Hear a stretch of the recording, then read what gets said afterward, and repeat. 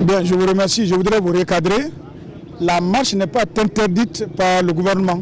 C'est interdit par l'autorité civile, les élus de la ville de Conakry. À la tête, leur gouvernorat. Le gouvernement n'a pas à interdire une marche selon nos lois. Donc, c'est cette autorité civile qui nous a livré une demande de concours et qui nous confère la loi 09 sur le maintien d'ordre en Guinée, qui fait que nous sommes là ce matin pour empêcher tout regroupement ou toute marche. Ce matin, de n'importe quelle opposition, qu'il soit républicaine ou de la société civile ou je ne sais quoi. Nous sommes là dans cette idée et c'est ce qui va être appliqué en tant que police républicaine contre l'opposition républicaine. On accuse souvent d'être armés pendant les manifestations. Est-ce que vous rassurez aujourd'hui que vous utilisez les armes conventionnelles Mon Dieu, c'est la question que vous posez tous les jours. Heureusement que vous êtes là, à part moi qui a mon pistolet sur moi. Vérifiez tous ceux qui sont avec moi ici, là, si vous trouvez même un couteau avec quelqu'un. Si vous trouvez dans nos véhicules un PMAK, vous quittez ici, je vous autorise partout, vous irez appeler moi, je dirai à l'intéressé d'ouvrir, de se mettre à votre disposition. Nous ne sommes pas armés. Nous ne sommes pas armés. Et on n'est pas là pour ça. Actuellement, avant même quand on n'avait pas assez d'équipement, on n'avait pas assez de moyens, on n'osait même pas sortir avec un couteau. À plus forte aujourd'hui, nos moyens opérationnels sont renforcés, nos équipements sont renforcés, et en technique et en moyens matériels. Et nous avons aussi reçu des formations tout récemment dans le cadre de la gestion démocratique des foules, des techniques sur la violence urbaine. Pourquoi s'armer contre? Nous n'avons pas affaire à des ennemis. C'est des frères, des citoyens égarés momentanément. Ça s'enseigne dans la gestion démocratique des foules. Donc, quelques heures après, là, les éléments, vous vous retrouvez au café ou bien en famille, on ne peut pas. Toutes les théories dont vous dites là, un jour, ça va se savoir. Dieu donnera raison. Ce qui reste, c'est clair. Moi, je le répète, je suis dans le maintien d'ordre depuis la Deuxième République, jusque là où je suis. Je n'ai jamais renversé même un chien, à plus forte raison tué. Mais puisque les gens nous accusent, tant que tu as là, je sais que la police, que tu sois des États-Unis, de la France, le policier ne peut pas être aimé. Donc tout policier qui cherche à s'aimer n'est pas un policier. Parce que nous sommes du côté de l'application de la loi. Et toute personne qui va en porte-à-faux avec la loi ne peut pas aimer la police. Par exemple, aujourd'hui, l'opposition est interdite de marcher. Nous sommes chargés d'appliquer cette interdiction. Ils vont nous prendre de loupards, de ceux-ci, de mal formés. Mais le jour que la marche va être autorisée, vous allez voir le président de l'opposition venir, on va s'échanger, se saluer, on va échanger l'eau et on va blaguer et s'amuser. Les soulégans, ça va être vraiment la police, vous avez bien travaillé, ceci, cela, parce que nous sommes chacun dans son rôle. Donc moi, ce qui reste clair, personne ne me fera dévier. Si je suis encore dans la rue, en ma qualité de général, c'est pour éviter de telles bavures que vous dites. Jamais. Je préfère que cette balle, que vous pensez que ça va atteindre un citoyen guinéen, je préfère que ça m'atteigne moi-même, que ça puisse vous atteindre. Je vous rassure, ça ne se fera pas. Et vous ne le verrez pas. Moi, je suis le chef du dispositif du maintien de l'ordre. Si vous avez une unité d'élite dans le cadre de la lutte de la criminalité ou un groupe de contingent de transfert de fonds, parce que quand des gens se déplacent pour accompagner de l'argent ou des pierres précieuses, ils sont obligés d'être armés. Si entre-temps, cette cortège est attaquée et qu'il y a des coups de sommation, ne mettent pas ça à notre compte. Ils sont aussi dans leur mission. Donc c'est ce que je peux vous dire. Soyez tranquilles, nous ne sommes pas armés. Au contraire, nous sommes blindés, comme je le suis là. Donc c'est réglé. Alors, c'est 10 heures qui étaient prévues pour la rencontre ici à la Tanzanie.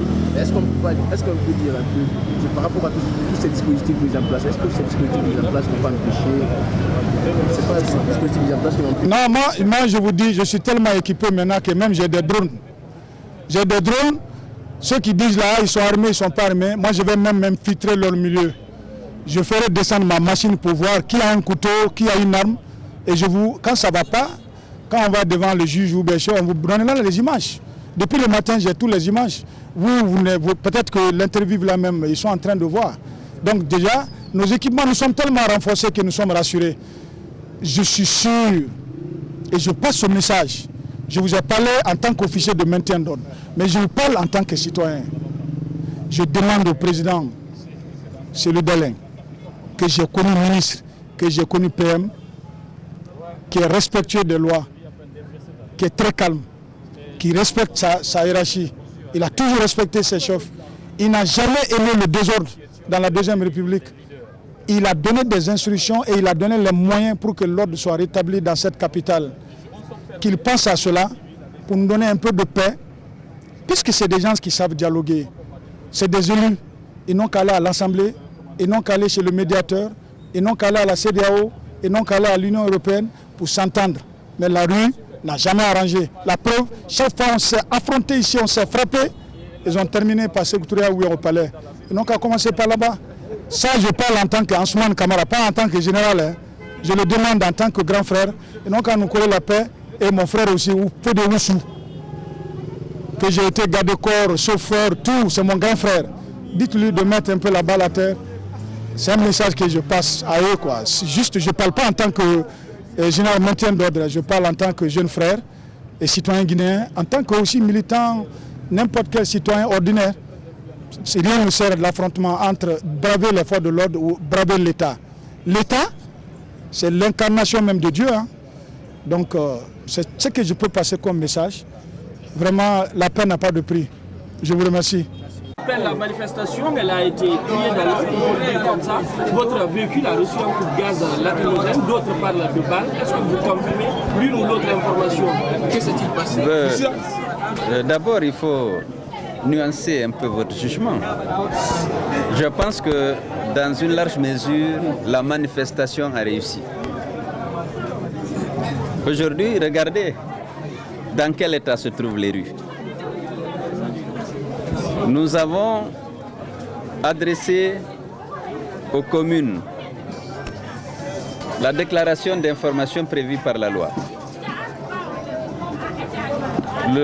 Les communes nous ont informés que nous n'avons plus le droit de manifester en raison d'arguments fallacieux qu'ils ont avancés. Mais vous savez, depuis juillet, le gouvernement a décidé de suspendre le droit de manifester. Ce droit est octroyé par la Constitution de la République en son article 10. Je pense qu'on n'a pas suffisamment réagi face à cette violation de notre loi fondamentale. Alpha Condé est coutumier de la violation des lois. J'ai dit qu'on manifestait aussi contre cette violation. Mais en plus, il y avait la mise en place illégale, désordonnée, sélective des exécutifs, des conseils communaux. Nous avons,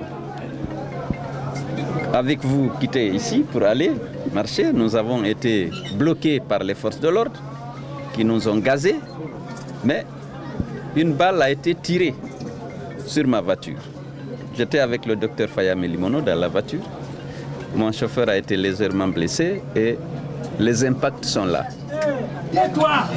On m'avait dit de ne pas sortir aujourd'hui, qu'il y aurait eu une tentative d'assassinat contre ma personne. Je dois avouer que je ne croyais pas qu'on pouvait aller à l'extrême. Parce que je sortais pour exercer un droit constitutionnel. Beaucoup de téléphones, je peux vous même montrer des SMS, où on me disait aujourd'hui, il ne faut pas sortir. Il y aurait une tentative d'assassinat contre toi. Non, je pense que c'était une rumeur sans fondement pour m'intimider.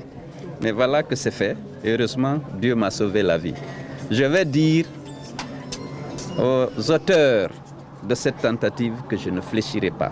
Je continuerai mon combat jusqu'au sacrifice ultime s'il y a lieu. Parce qu'on ne peut pas accepter que nos libertés soient confisquées, que notre constitution soit violée en permanence par M. Alpha Condé. J'ai dit la dernière fois, nous sommes dans un état voyou. Si vous voyez comment on installe aujourd'hui les conseils communautaires, c'est lorsque le RPG donne l'accord, après avoir réussi à retourner les quelques conseillers qui lui permettraient de réunir le quorum pour contrôler les communes. Sinon, il n'y a aucune visibilité. Donc, l'opposition républicaine continuera son travail. Nous continuerons de manifester. Eh bien, il y a déjà 95 morts. Si je suis lors des manifestations, si je suis le 96e ou le 97e, ce n'est rien pour la liberté, pour la démocratie, pour les droits humains dans mon pays. Voilà, je vous remercie. Merci.